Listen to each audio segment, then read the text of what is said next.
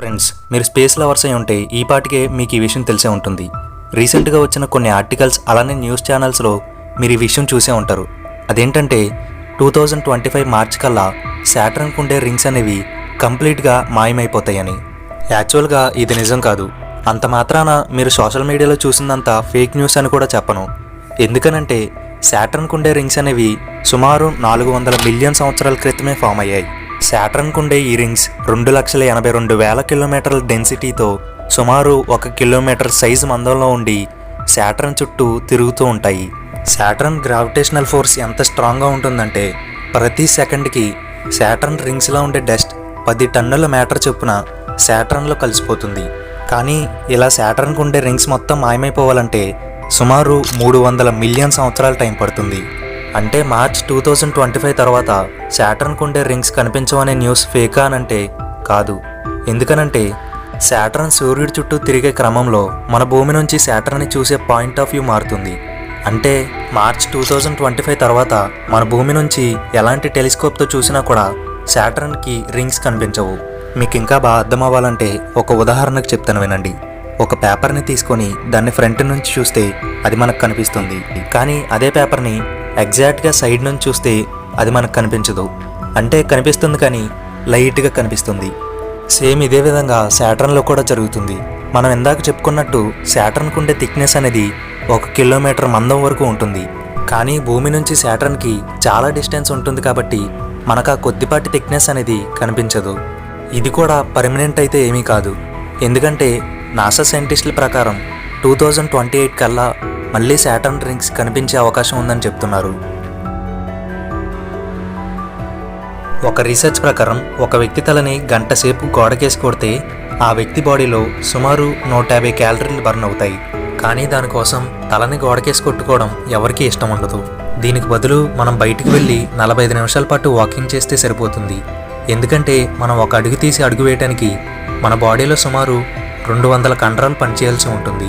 ఇలా 45 నిమిషాల పాటు వాకింగ్ చేస్తే మన బాడీలో 150 క్యాలరీలు బర్న్ అవుతాయి. పైగా నేచర్తో కూడా ఇంటరాక్ట్ అయినట్టు ఉంటుంది. లేదా ప్రతిరోజు 10 నిమిషాల పాటు స్కిప్పింగ్ చేయవచ్చు. మనం స్కిప్పింగ్ చేసే ఆ 10 నిమిషాల్లో మన బాడీలో సుమారు 200 క్యాలరీలు బర్న్ అవుతాయి.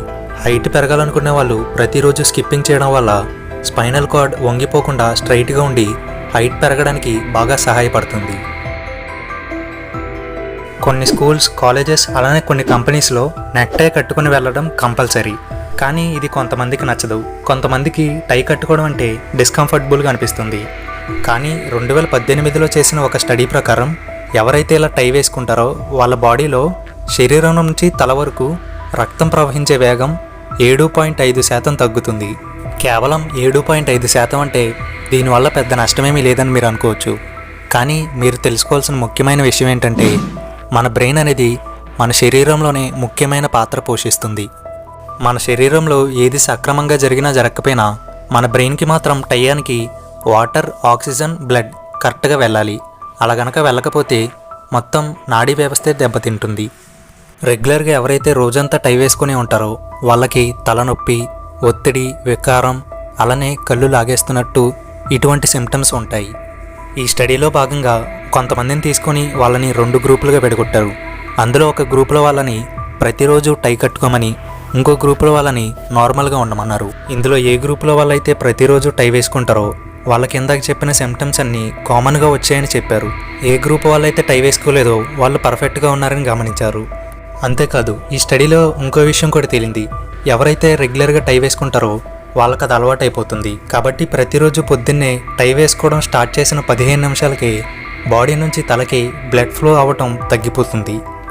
అంతేకాదు ఇది 7.5 నుంచి 10%కి ఇంక్రీజ్ అయ్యే అవకాశం ఉంది.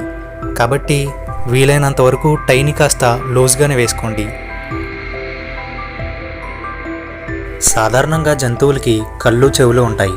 కానీ పాములకి కళ్ళు మాత్రమే ఉంటాయి, చెవులు ఉండవు. పాములు దేన్నైనా పసిగట్టాలంటే వైబ్రేషన్స్ ద్వారానే పసిగట్టగలవు.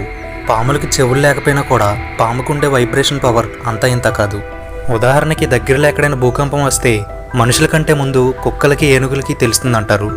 కానీ కుక్కలకి, ఏనుగుల కంటే ముందు పాములకు తెలుస్తుంది. ఎక్కడైనా భూకంపం వస్తే దాని నుంచి వచ్చే వైబ్రేషన్కి 125 కిలోమీటర్ల దూరంలో ఉండే పాముకి అక్కడ భూకంపం వస్తుందని తెలిసిపోతుంది. అది కూడా 5 రోజుల ముందే. యావరేజ్గా ప్రతి సంవత్సరం మన భూమి మీద పడే పిడుగుల వల్ల చాలామంది చనిపోతూ ఉంటారు.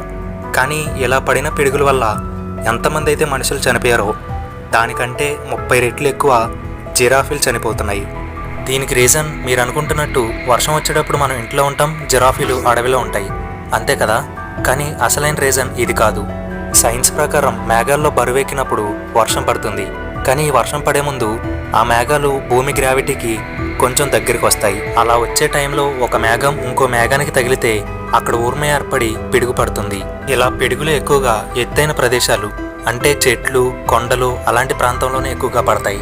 అందుకనే పెద్దలు అంటారు వర్షం పడే ముందు చెట్లు, కొండలు వంటి ఎత్తైన ప్రాంతాల్లోకి వెళ్ళకూడదని. కాబట్టి న్యాచురల్గా జిరాఫీల మెడ, వాటి కాళ్ళు మనుషులతో పోల్చితే హైట్గానే ఉంటాయి. కాబట్టి మనుషుల కంటే జిరాఫీలు ఎక్కువగా పిడుగుల వల్ల చనిపోతున్నాయి. ఒక ఎలుకబంటి ఒక రోజులో 8 నుంచి 11 కేజీల ఆహారం తింటుంది. కానీ ద్రవపు ఎలుకబంటులు అంటే పోలార్ బేర్స్ అవి ఉన్న బరువుల్లో సుమారు 20% ఆహారాన్ని ఒక్క రోజులో తినగలవు. ఒక పోలార్ బేర్ బరువు 500 పౌండ్లు అంటే సుమారు 250 కేజీల బరువు ఉంటుంది. అందులో 20% అంటే 100 పౌండ్లు అంటే ఒక పోలార్ బేర్ ఒక్క సిట్టింగ్లో 10 పెంగ్విన్లను తినేయగలదు. మొదటి యుద్ధ ప్రపంచ సమయంలో చాలామంది సైనికులు గాయాలతో బాధపడేవారు. ఒక డాక్టర్ అందరికీ ఒకేసారి నయం చేయడం వీలు పడేది కాదు. అలాంటప్పుడే జర్మనీలో సుమారు 20,000 కుక్కలకి ట్రైనింగ్ ఇచ్చారు. ఎప్పుడైతే ఒక సైనికుడు గాయపడతాడో అతని దగ్గర నుంచి వచ్చిన వాసన బట్టి ఆ కుక్కలు పసిగట్టి అతని దగ్గరికి చేరి ఫస్ట్ ఎయిడ్ని అందిస్తాయి. వీటినే రెడ్ క్రాస్ డాగ్స్ అని అంటారు. ఈ పద్ధతిని మొదటి ప్రపంచ యుద్ధ సమయంలోనే కాదు, రెండో ప్రపంచ యుద్ధ సమయంలో కూడా ఉపయోగించారు. ఈ రెడ్ క్రాస్ డాగ్స్ వల్ల సుమారు కొన్ని వేల ప్రాణాలు రక్షించబడ్డాయి. ఫ్రెండ్స్, మనం ప్రతిరోజు కామన్గా తాగే టీ, కాఫీలో ఉండే కెఫైన్ని మొక్కలు ప్రొడ్యూస్ చేయడానికి ఒక బలమైన రీజన్ ఉంది. న్యాచురల్గా కెఫైన్ని పండించే మొక్కలు చాలా రకాలే ఉన్నాయి. కానీ కొన్ని మొక్కలు మాత్రం కొన్ని బయాలజికల్, కెమికల్, హార్మోన్ ప్రభావం వల్ల కావాలని కెఫైన్ని తయారు చేస్తూ ఉంటాయి. దీని వెనకతల ఒక రీజన్ ఉంది. ఈ మొక్కల మీద ఎటువంటి పావురాలు, పక్షులు, సాలిపురుగులు అలానే ఇతర ఇన్సెక్ట్స్ వీటి మీదకి రాకుండా ఉండడం కోసం ఈ విధంగా కెఫైన్ని తయారు చేస్తూ ఉంటాయి. ఈ కెఫైన్లో ఉండే టాక్సిక్ ప్రభావం వల్ల ఎటువంటి ఇన్సెక్ట్స్ అలానే పక్షులు, పావురాలు కూడా ఈ మొక్కల మీదకి వాలకుండా ఉంటాయి. ఉదాహరణకి మనల్ని ఎవరైనా కొట్టడానికి వస్తున్నారని తెలిస్తే మన బాడీలో అడ్రినల్ హార్మోన్ రిలీజ్ అవుతుంది. ఇది ఐదర్ ఫైట్ చేయి లేదా పారిపో అని మన బ్రెయిన్కి సిగ్నల్ పంపిస్తుంది. అప్పుడు మనం దానికి తగ్గట్టుగా రియాక్ట్ అవుతాం. సేమ్ ఇదే విధంగా మొక్కల్లో కూడా జరుగుతుంది. కాకపోతే మొక్కలు అక్కడి నుంచి పారిపోలేవు కాబట్టి ఈ విధంగా వాటిని అవి ప్రొటెక్ట్ చేసుకోవడం కోసం కెఫైన్ని తయారు చేస్తూ ఉంటాయి. అంతేకాదు ఈ ప్రపంచంలో అత్యంత ఎక్కువగా కెఫైన్ని పండించేది మన ఏషియాలోనే. ఈ వీడియోకి ఇంతే ఫ్రెండ్స్. ఈ వీడియో కనుక మీకు నచ్చితే ఇప్పుడే లైక్ చేయండి. మీకు నచ్చితేనే లైక్ చేయండి. అలానే మీరు మన ఛానల్ని కొత్తగా చూస్తుంటే వెంటనే కింద కనపడుతున్న రెడ్ సబ్స్క్రైబ్ బటన్ని ప్రెస్ చేసి పక్కనే ఉన్న బెల్ ఐకాన్ని ఆల్లో పెట్టుకోండి. ఈ వీడియోని ఎండ్ వరకు చూసినందుకు మీ అందరికీ ధన్యవాదాలు. Thanks for watching.